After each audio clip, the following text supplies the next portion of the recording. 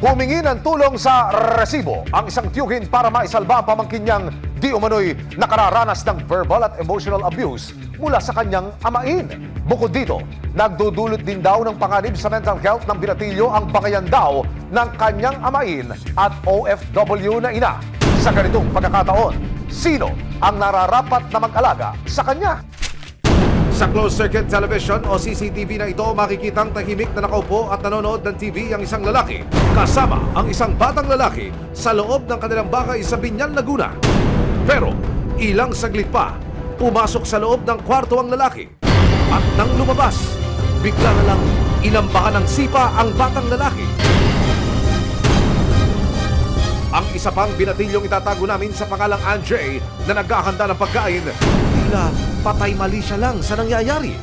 Ang video na ito, isa lang sa mga resibong idinulog ng mag-inang itinago namin sa pangalang sina Arnold at Glenda, hindi nila tunay na pangalan. Pinagmasdan ko po, sabi ko wala namang ginagawa yung maliit na bata. Tapos paglabas ng stepfather nila,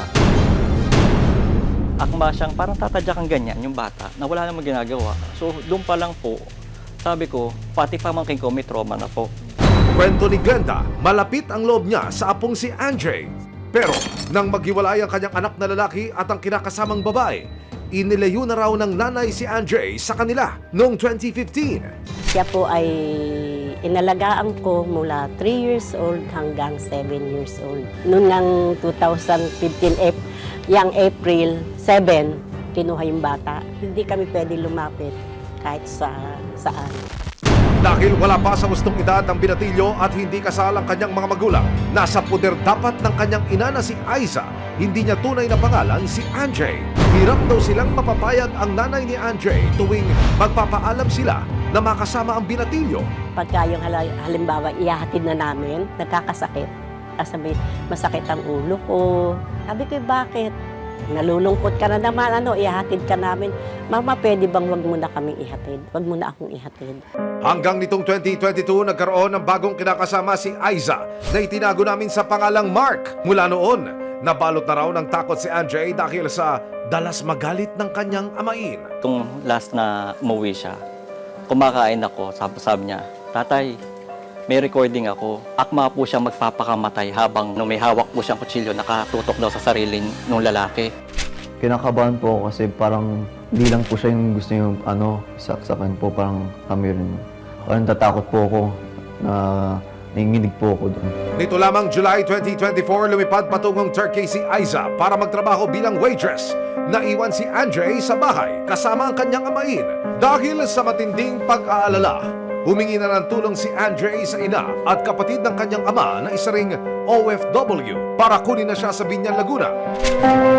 August 8, 2024, kasama ang resibo, dumulog ang lola at tiyo ni Andre sa Violence Against Women and Their Children o Barangay Vauci Desk sa Biñan, Laguna. May recording siyang binigay sa amin. Dapat daw po ito may video, kaso pinabura ng nanay. Kumuha ng kutsilyo, itinutok sa sarili niya habang nagmumura. Ang sa akin, ma'am, bilang tito, lahat sila tinuring kong anak. Never sila nakarinig sa amin ng ganon. Kahit sa mga magulang ko, wala. Ang masakit sa akin, yung pagkakamura niya. Ako na lang po pupunta doon sa bahay, tapos tanod namin, invite namin, kung makakausap natin. Matapos ang pagdulog ng mag-ina, pumunta ang Barangay Vauci sa bahay kung saan nakatira si Andre at kanyang amain. Ilang saglit pa, nagpaunlak ang amain na magtungo sa barangay kasama si Andre. Pagdating sa barangay, si Andre hindi makausap ng maayos at tila nanginginig pa ang mga kamay. Ito na ang hinihingi mo sa Hinihingi mo sa akin. Dali po. Yan kasi hinihingi mo kay tatay. Opo nga, tabi ka kay po. Hanggang napaiyak na lang ang binatilyo sa takot na nararamdaman sa kanyang amain dahil sa pangyayari.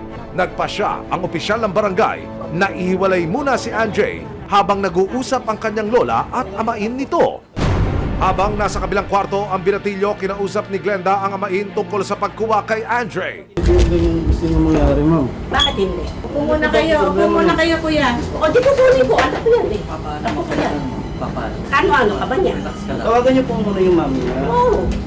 Dahil sa pinakitang video ni Glenda at Arnold at sa hindi maikakailang pagkatuliro ng binatilyo, Nagdesisyon ang mga VAUSI officer ng barangay na pansamantala munang ipagkatiwala ang bata sa poder ng kanyang lola. Kasi nakita ko yung bata na paglabas sa amin, tinatanong ko pa lang kung anong nangyari, nanginginig na siya. So it means, may nangyayaring hindi dun sa bata. Kung walang ganon, walang makakarating na sumbong at walang makakarating na ganito dito sa atin. Tinawagan na rin ng mga social worker ang nanay ni Anjay na nasa ibang bansa para ipaalam ang pasya ng barangay. Pero si nanay, tila kinakampihan ang kinakasama. Hindi ho, syempre lahat naman po ng tao gano'n, hindi ko pa nagagalit. Ba't hindi nyo na po na tinuturing din po siyang anak? Hindi po kasi, Pinaasikaso din naman po siya. ma'am, hindi po kasi ganon eh. Kasi po yung bata may karapatan niya bilang bata, ha? Yung pong Sige, ganito na lang po. ma'am, excuse me, ma'am, ha? Yung pagmumura po ng boyfriend nyo ay ng kinakasama nyo or ng partner nyo ay hindi dapat, ha? Kasi po yan ay emotional abuse po yun. Nag-usap din ang mag-inang sina Aiza at Anjay tungkol sa desisyon ng binatilyo na tumira kasama ang kanyang lola Glenda at Tito Arnold. Respeto naman anak. Tapos kayo magsusumpong ka dyan. Ano ba ginagawa mo? Ngayon ka magsasabi nga, ikaw kailan nasa malayo ako? Kala mo hindi ako makakauwi agad-agad? Kaya hindi kita pinipigil, ayoko nang malayo pa. Hindi mo ba alam yun? Sa pangintulot ng barangay VAUSI officers ng Binyan, Laguna, naiuwi rin sa wakas ni Glenda at Arnold ang binatilyo. 5 araw matapos ang paghaharap sa barangay, August 13, 2024 sa gabay ng social worker ng FAMI Laguna, muli naming kinamusta ang kalagayan ni Andre. Kamusta ka na ngayon? Okay naman po, may kalaro po ako. Tapos nagagawa ko po yung mga gusto kong gawin sa school. At mag-join sa organizations, mag-play ng sports po na hindi ko pa nagagawa doon. Hindi rin po nakakakulong sa bahay kasi pwede rin po kami lumabas, which is di ko po nagagawa po sa kay mami. Papasalamat po ako sa GMA, sa lola at tatay ko po na tinulungan po ako makabalik po dito sa kaila daddy po. Dahil sa mga naranasang emotional at verbal abuse di umano ni Andre, inilapit din ng resibo ang binatilyo sa City Social and Welfare Development Office o CSWDO ng FAMI Laguna para matulungan maghilom.